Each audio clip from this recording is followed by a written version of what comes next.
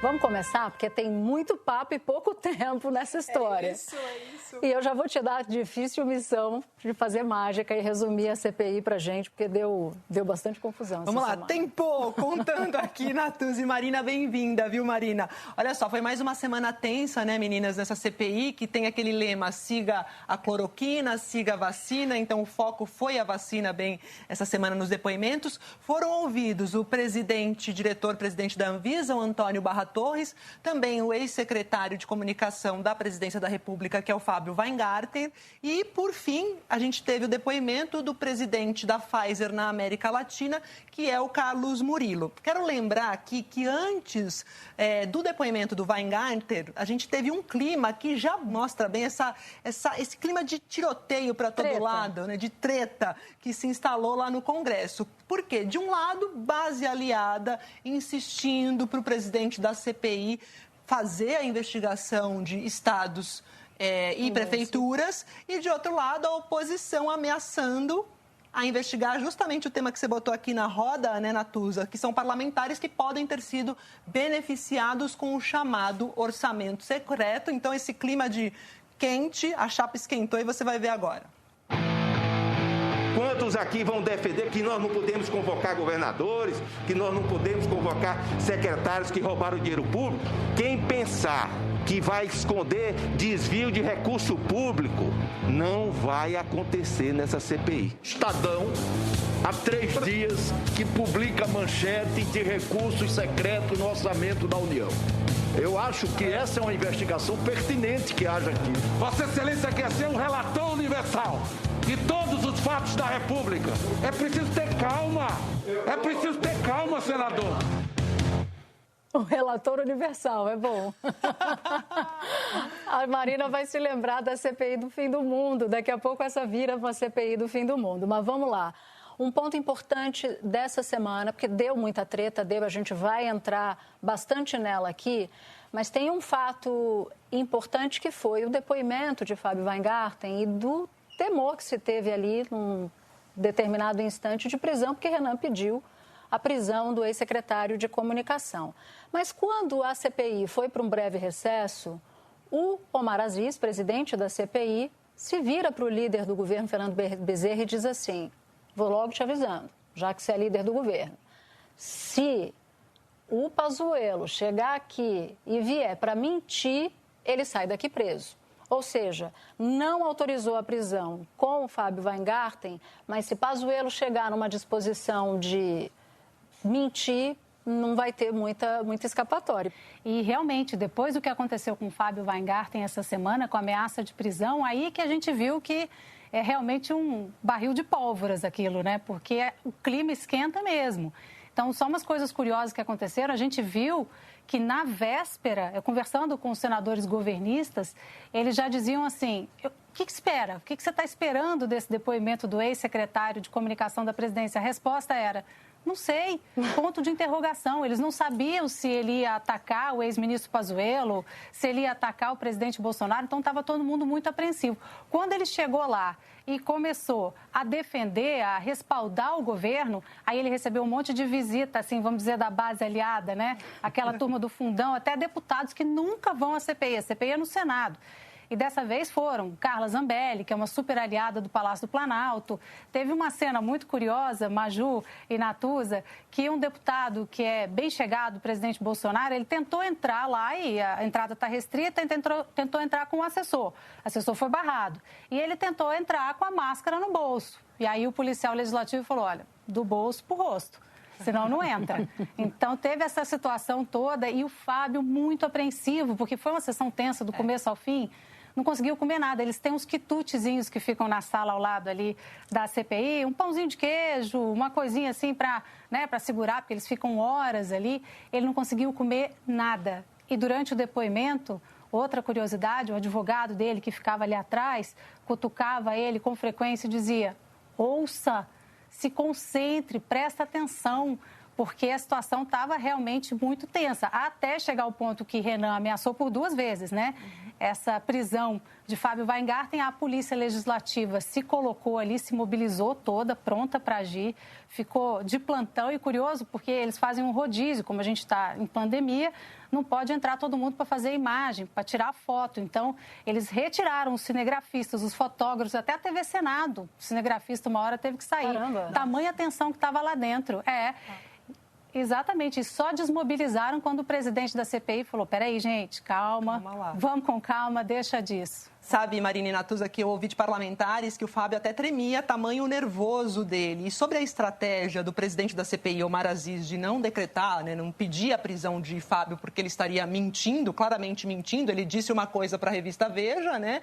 E na hora da CPI ele desdisse isso tudo.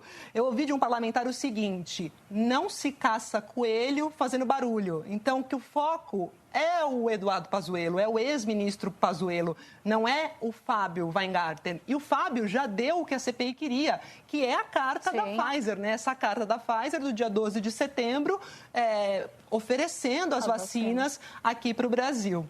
E tem um ponto aí nessa história toda que teria sido um erro brutal da CPI, eu não sei se vocês concordam comigo, ter dado essa voz de prisão.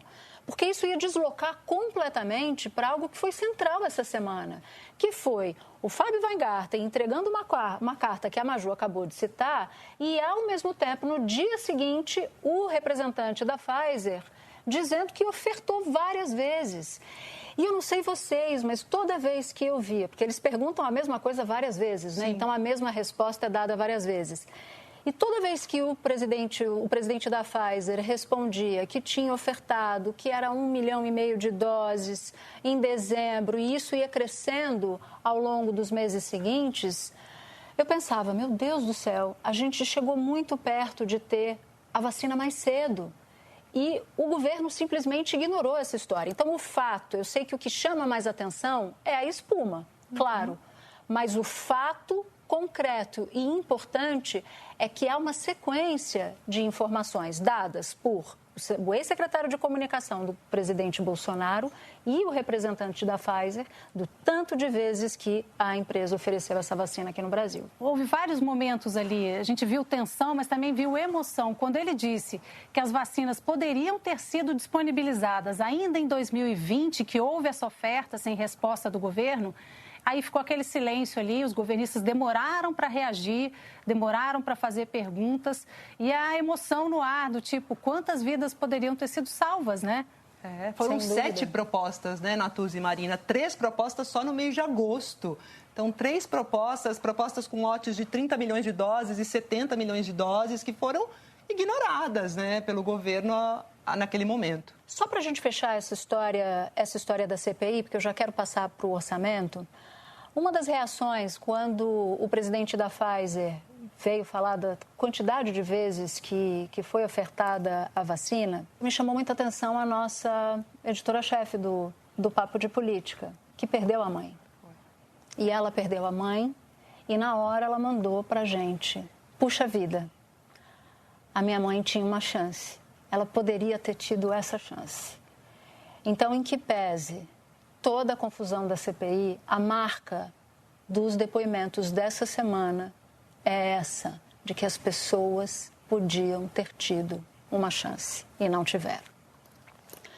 Vamos passar, então, para o orçamento, porque no começo do papo a gente mostrou que, além da confusão da CPI, ainda teve a introdução de um outro assunto, que é um orçamento, a existência de um suposto orçamento paralelo. E aí a gente sentiu a necessidade de mostrar como é que a política, o toma lá da cá, que não é algo tão incomum assim na política, né? É bastante comum. Como é que ela funcionava até aqui e que história é essa, que inovação é essa de um orçamento paralelo? Primeiro, deixa eu te explicar, bem explicadinho, como é que funcionava até agora. Uma das formas mais clássicas de tomar lá da cá é por meio de cargos. O político, que é aliado do governante, vota com ele nos projetos dele, mas em troca, ele pede a indicação de alguém da sua confiança para um cargo numa empresa pública ou numa entidade pública qualquer. Aí, lá do Congresso, esse mesmo político, na hora de votar o orçamento anual, ele destina recursos para essa empresa por meio das chamadas emendas. E assim ele banca, por exemplo, a compra de algum equipamento, o investimento em alguma obra e por aí vai. Quando essa empresa estatal recebe esse dinheiro, o político ou o partido desse político vai lá no seu afiliado, aquele que ele indicou para o governante, e pede: olha, eu quero que você coloque o dinheiro nesse lugar. Ou, para ficar no exemplo da semana, eu quero que você mande tratores para aquela cidade cujo prefeito é aliado meu. E pronto. Quando o trator chega, o político vai lá, posa para foto, entregando o trator e diz: fui eu que fiz, fui eu que trouxe. E aí, ele fatura politicamente assim. Então, essa era a forma mais tradicional, a que mais se conhece na política. Só que houve uma inovação. Essa inovação é o seguinte: dentro do orçamento, cada um tem uma banda do orçamento, cada parlamentar tem o direito a uma quantidade de emendas, que é a remessa de dinheiro que ele faz para a base social dele. Mas aí foi crescendo uma sigla chamada RP9, que é o direito que o relator do orçamento, que é quem vai fazendo a repartição desse orçamento público ao longo do ano, a fatia de dinheiro que ele tem direito. E esta fatia é muito pouco fiscalizada. Então, o que acabou acontecendo? E essa é a denúncia trazida pelo jornal Estado de São Paulo, que o relator do orçamento tem direito a um caminhão de dinheiro, ou um trator de dinheiro, e ele vai decidindo para quem ele vai passar. Esse relator decide sozinho? Não. É um grupo, mas um grupo pequeno, como se fosse um clubinho, Maju. É isso. Que vai fazendo o seguinte: bota esse dinheiro ali, bota esse dinheiro ali. Fica uma porção de gente para fora que não tem o mesmo direito. Para os amigos tudo, para os inimigos a lei, né? Essa regra. A lei orçamentária. A lei orçamentária, LDO. Porque foram 3 bi, né? B de bola, segundo a reportagem do Estadão, né? Em emendas desse orçamento, que tem o nomezinho de RP9. Foi uma emenda criada em 2019, né, para dar mais aí espaço para gastos, e o problema aqui, como você disse, é que fica essa falta de transparência. E no centro desse tratoraço, que é o nome que recebeu esse chamado orçamento... Porque muito era para compra de trator. Paralelo, né? Porque era para compra de trator e máquinas. Tem uma estatal que é a Codevasf, que é a Companhia de Desenvolvimento dos Vales do São Francisco e Parnaíba, que, aliás, alguns parlamentares estão brincando que chega agora até o Rio Pinheiros, né? Porque essa é uma companhia, gente, que foi criada na década de 1970, justamente para desenvolver as áreas lá em torno do Rio São Francisco. E aí vai passando o tempo, ela vai ganhando mais braços. Em um aceno a aliados, quem que ganhou um bracinho da Codevasf? Davi Alcolumbre, o estado dele, o estado do Amapá, né, recebeu isso, é reduto eleitoral do Davi Alcolumbre, e essa Codevasf hoje atua em mais de 2 mil municípios, do norte até Minas, com possibilidade de chegar ao Rio Sena, como alguns. E por isso que essa estatal é um destino de preferencial dessas emendas, né? Porque também ela é liderada por vários integrantes do chamado Centrão. Fernando Bezerra Coelho, líder do governo, Marina. Um parlamentar me dizia o seguinte: olha, antes mesmo de existir governo Bolsonaro, governo Dilma, governo Lula, a família Bezerra Coelho já tinha o seu reduto ali na Codevasf no Nordeste. É, exatamente. Quer dizer, é uma coisa antiga. Só que agora eles estão dizendo que esse tal desse orçamento secreto é um jeito novo de fazer a velha política. Você embala diferente, né? Então, com isso, o que alguns deputados chamam é a casta de políticos que ganham. Como a Maju citou aí, eles estão dizendo lá assim: os amigos do rei ganham, os inimigos do rei ficam sem, ficam de fora. E com isso, o que acaba acontecendo é que, se você perguntar, é uma guerra de narrativas, né? Você pergunta assim para quem recebeu: mas e aí, tá certo isso? Não dá para fiscalizar, não é transparente? Ah, Marina, pelo amor de Deus, isso aí é criminalizar a política. Emenda extra sempre houve, mas tem um outro lado dizendo, né, que a velha política embalada de uma nova forma para poder contemplar as pessoas e finalmente conseguir votações importantes, conseguir passos que o governo, sem essa base aliada, que a oposição brinca que é a base comprada, não consegue dar. E eles brincam em relação a essas emendas, porque agora, então, né, com essa casta, direcionada a um grupo muito específico, sempre, ou a maioria ali aliada ao Palácio do Planalto, que é a emenda do oi sumido. É aquela coisa, né? O cara passa o mandato todo sem dar um sinal de vida, mas aí está chegando a eleição, então tem que se mostrar ali, mostrar serviço, e aí chega emenda, chega uma obra na porta da casa do eleitor, uma ponte que nunca foi terminada e finalmente vai ser construída. Isso quando o dinheiro, claro, não se perde pelo meio do caminho, né? Essa confusão toda, segundo reza a apuração, Marina, acabou deixando o ministro Paulo Guedes numa situação até confortável, porque ele levou tanta bordoada, ele sofreu tanta derrota ao longo dos últimos tempos como ministro da Economia, que pelo menos dessa vez o pivô da confusão não tem nada, não é ele, é o rival dele dentro do governo, o ministro Rogério Marinho.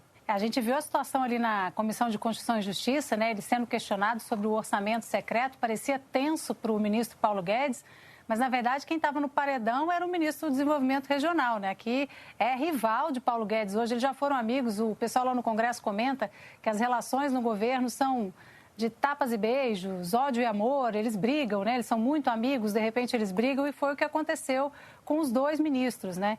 E agora o que os parlamentares contam é que o ministro do Desenvolvimento Regional gosta de dizer ali no pé do ouvido, quando alguém vai conversar sobre programa social, como é que eles vão fazer daqui para frente, ele aproveita a ocasião para falar do Guedes, para dizer que o Guedes está atrapalhando politicamente o governo, né, para fazer essa reclamação, a ouvidoria de Rogério Marinho. E aí é curioso também, porque alguns parlamentares acham que nesse duelo o Paulo Guedes está cedendo um pouco. Ele era mais rígido ainda com essa questão de segura, não tem dinheiro, mas que, diante de tanta pressão, aqui e ali, ele acaba cedendo em alguns acordos políticos. Ele ficou mais flexível, né? As circunstâncias deixaram o ministro Paulo Guedes mais flexível. Mas ele em reuniões fechadas, já falou maravilhas do Rogério Marinho, para dizer o contrário. Já chamou o Rogério Marinho de batedor de carteira. As cenas protagonizadas, o que um fala do outro, é tudo tão ruim que integrantes do governo têm medo de colocar os dois num gabinete fechado e a coisa ficar ruim ali. Então, mas nessa semana, quem virou o personagem desgastado foi Rogério Marinho. Paulo Guedes chama o Rogério Marinho de fura-teto, né? Tem esse apelido. Fura-teto é o público, né? É o publicável, né? Publicamente, ele é desleal, despreparado e fura-teto. Imagina o que eles não dizem nos bastidores. Pois é, exatamente. Olha só, além desse ponto do orçamento, dessa pinimba, que acabou reforçando a pinimba ali do Paulo Guedes com o Rogério Marinho, porque no fim o Paulo Guedes nessa semana pelo menos ele riu por último, tem outro ponto que eu queria voltar, que aí nesse caso é na CPI da Covid, que foi uma apuração que eu fiz dando conta do seguinte: o comandante do Exército, que foi quem avisou para o Omar Aziz, presidente da CPI, que o Pazuello não podia ir porque tinha tido contato com alguém que tinha testado positivo para a Covid, parece que anda meio arrependido de ter ligado para o Pazuello, porque acabou sendo algo formal do Exército e a estratégia toda era o oposto, era para se distanciar, tirar Pazuello dessa história de que ele foi ministro da Saúde como general, e ele, de fato, está na ativa até hoje. E uma pressão que saiu essa semana também, que foi o próprio vice-presidente Hamilton Mourão verbalizando que o Pazuello não deveria ir à CPI de farda, porque isso também caminharia no sentido dessa associação que o Exército não quer. Não quer queimar o filme, né? Não quer. Eu acho que, independente de ser general da ativa ou da reserva, né, a colocação do Pazuello como ministro da Saúde foi uma decisão de risco. E óbvio que agora, com essa questão da CPI, o Pazuello não pode se furtar, né, a comparecer e prestar lá o seu depoimento. É óbvio que ele vai ser pressionado, então ele tem que manter a calma, não tem que ir fardado, porque ele não estava numa função militar, apesar de ele ser um general da ativa, ele estava numa função civil, tem que comparecer em trajes civis, que era a função que ele estava exercendo, e suportar a pressão. E eu, meninas, Marina e Natuz, eu queria saber o que vocês ouviram a respeito dessa mudança de comportamento do Fábio, que disse para Veja uma coisa, chegou na CPI e disse outra. Eu ouvi de alguns parlamentares que o Weingarten, o ex-secretário de comunicação do Palácio do Planalto, se pareceu uma pessoa meio deslumbrada. Sabe aquela pessoa assim, eu tenho acesso ao diretor da Pfizer, eu consigo falar com ele, olha aqui, né? Ele se colocou lá na CPI como uma pessoa preocupada com a vacinação, com o país, por isso religiosa, que ele né? Ele destacou essa questão da religiosidade lá no começo da fala.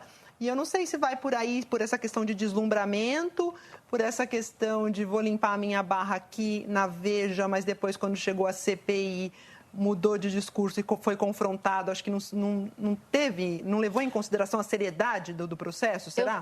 Eu tenho uma explicação que faz sentido para isso, que é a seguinte. Fábio Weingarten, ele sai do governo e sai muito chateado, porque acha que foi abandonado pelo governo Bolsonaro.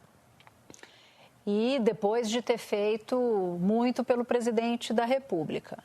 Quando começa a surgir um zum em Brasília de que a saída dele teria alguma coisa a ver com essa gestão pela vacina da Pfizer, ele começa a enxergar a necessidade de se defender.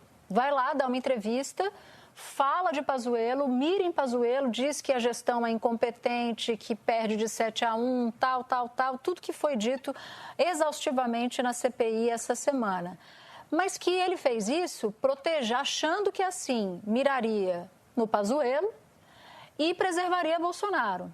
Eis que alguém que raciocina do governo diz assim, olha aqui, deixa eu só te contar um negócio, não existe essa história de você atirar no Pazuello e blindar o Bolsonaro. Se você atirar no Pazuello, você acerta no Bolsonaro. Não tem como fugir disso. Só que até a sexta-feira da semana passada, segundo as minhas apurações, ele não tinha recebido aceno nenhum do governo, do Palácio do Planalto. Vem cá, vem aqui, senta junto, vamos conversar. Tenho saudade de você, alguma coisa nessa linha.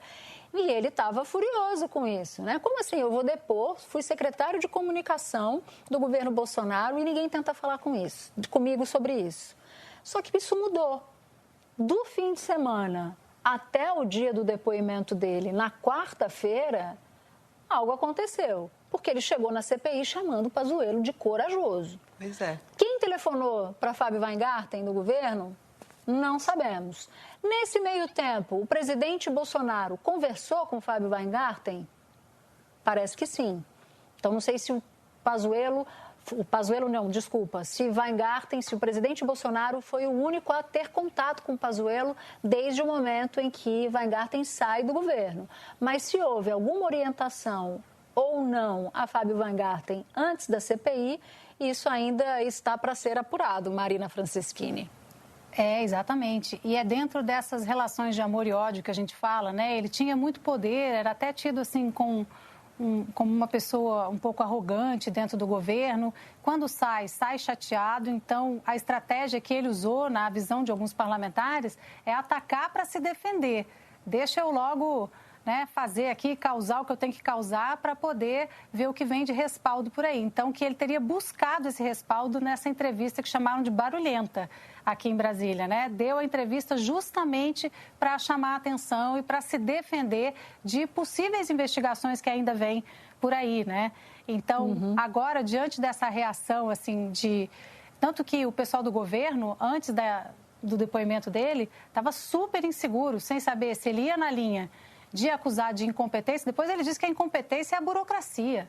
Quer dizer, burocracia não é uma coisa específica do Ministério da Saúde, né? Ele realmente mudou o tom completamente do que ele falou na entrevista para o momento da CPI. Claro que o momento da CPI também tem muita pressão, né? Você chega lá, você faz um juramento, você é testemunha, você não pode mentir, você tem que responder objetivamente. Então, ele foi pressionado o tempo inteiro, mas já chegou lá com o recado dado. Bem pianinho em relação ao governo, não querendo falar mal de Pazuello e nem do presidente Bolsonaro. A gente vai falar agora de Datafolha, que veio com novos números da pesquisa de intenção de voto, só para dividir aqui com vocês, para a gente ficar no mesmo pé. Lula, 41%, isso aqui é sondagem de primeiro turno. Bolsonaro, 23%, e aí vem o segundo pelotão. Sérgio Moro, 7%. Ciro Gomes, 6%. Luciano Huck, 4%. João Dória, 3%. Mandetta, 2%. João Amoedo, 2%. Então, isso mostrou muito do tamanho de cada um. A gente está bem longe, né, da eleição. Eleição não se ganha de véspera, mas mostrou um peso, uma densidade política muito grande do ex-presidente Lula. Isso tende, na política, a fazer um efeito de atração mesmo, né?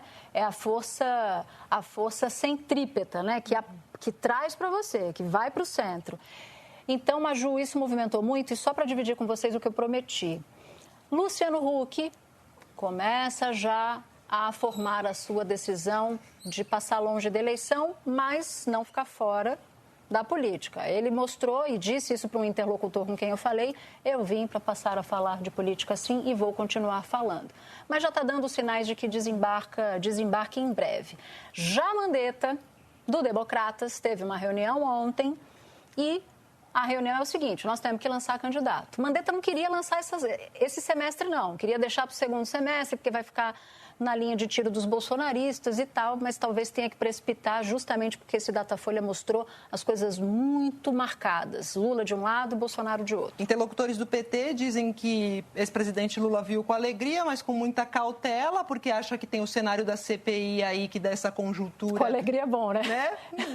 Mas ainda tem muita água para rolar. E engraçado que próprio PT diz que vê nesse Datafolha, observando o segundo turno, a abertura para um espaço maior para o centro, assim. Até acredita numa possibilidade, às vezes, de se houver pegar o lugar do uma Bolsonaro. Desidratação do presidente Bolsonaro, tudo vai depender de economia e vacinação, de o centro, de repente, disputar com Lula o ano que vem. Aí, Marina, tem um ponto importante, porque é o seguinte: ao ex-presidente Lula interessa que a eleição seja contra Bolsonaro, enquanto que para o presidente Bolsonaro interessa que o rival seja Lula. Tanto Lula não quer correr o risco de disputar com alguém de terceira via, como Bolsonaro também não quer correr o risco de perder a vaga para a terceira via. Então fica Lula e Bolsonaro, um convidando o outro para essa contradança. Isso, esse duelo, né, que está previsto. Mas, claro, daqui para 2022, muita água ainda vai rolar debaixo da ponte. Agora, a reação do Congresso, Natuza, Maju, foi a seguinte: a preocupação dos bolsonaristas, porque eles consideram que o ex-presidente Lula é uma sombra, eles usam a expressão pedra no sapato. E principalmente porque ele está abocanhando eleitores que eram muito fiéis ao presidente Bolsonaro, os evangélicos. Mas também cobram uma reação. Olha, sem o Bolsa Família vitaminado, mais forte, mais poderoso, fica difícil a gente ganhar fôlego. Então, tem que ter essa reação aí para mudar o cenário, mas, claro, muito precoce ainda, né? Muita coisa ainda vai acontecer. A regra em Brasília é assim: quanto mais poder você tem, mais poder você conquista. E a avaliação de todo mundo, inclusive de adversários do ex-presidente Lula, é que essa vantagem sobre Bolsonaro e sobre todos os outros, porque os outros estão no segundo pelotão muito distantes do primeiro e do segundo lugar, acaba desarticulando ainda mais esse centro, essa meiuca que tenta se estabelecer como terceira via. Só que a gente tem que analisar como é que vai andar a economia esse ano, porque mexendo no bolso da população e também com a vacinação, a gente pode ter de novo uma migração para Bolsonaro, que foi o que a gente viu com o auxílio emergencial de R$600. Então, esse para mim é um ponto-chave, porque, Marina, as pessoas dão... o Bolsonaro perdeu muito fôlego. Perdeu fôlego. Mas Bolsonaro está mal para tudo que aconteceu? Pandemia, economia? Não. Ele tem uma base, um colchão que não é algo desprezível, não. E com a melhora da economia, o que a previsão é essa, quando a vacinação chegar em grande escala, pode ser que isso coincida no tempo com o período da pré-eleição, ali às vésperas da eleição. E isso pode fazer com que Bolsonaro se fortaleça e deixe ainda mais congestionado esse espaço para um candidato de terceira via.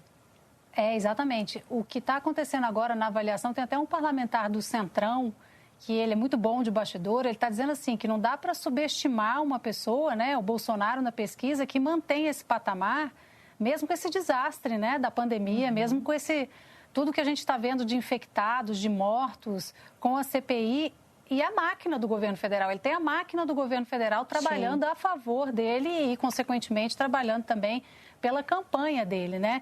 Mas, por outro lado também, o que eles veem é que a terceira via, alguém para confrontar mesmo, para conseguir um lugar de destaque, para se consolidar como um adversário, vai ter que trabalhar muito, porque está muito longe, né? Está muito polarizada essa disputa. A outra coisa importante é o seguinte, eu quero seguir nessa história da terceira via, porque me parece que isso vai ser chave ali para entender. Então, todas três aqui, todas nós concordamos que, a força de Bolsonaro não é uma força qualquer, ela pode aumentar à medida em que a vacinação chega para a massa do país e à medida em que a economia brasileira vai se recuperando. E um terceiro ponto importante que a Marina citou, o auxílio emergencial, uma ajuda social que possa fazer com Bolsonaro este ano o que o auxílio fez no ano passado, quando passou a ser pago no momento da pandemia. Então, isso também pode causar algum repique ali de popularidade para Bolsonaro. Outro ponto importante, os caminhos da meiuca, né, dessa terceira via, estão hoje congestionados? Sim, estão. Mas quais são os nomes que estão dispostos a ir de qualquer jeito, haja o que houver?